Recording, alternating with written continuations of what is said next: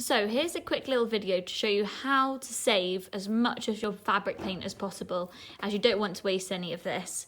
So when you're printing, don't forget that your sponge holds a lot of paint. So during your printing session, make sure you give it a good squeeze out every now and then, and that will release a lot more paint back onto your tray that you can use.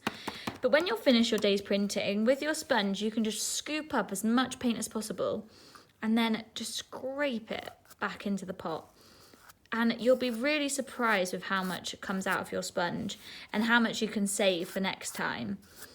So just don't forget, keep giving your sponge a really good squeeze out and just really scrape it against the side of the pot. And this can be used for your next printing session. And we've also got a video online showing you how to dye fabric using your sponge and any leftover paint you have. So make sure you check out our YouTube channel to watch that video. I hope that has saved you some paint, and this I'll put away for my next printing session.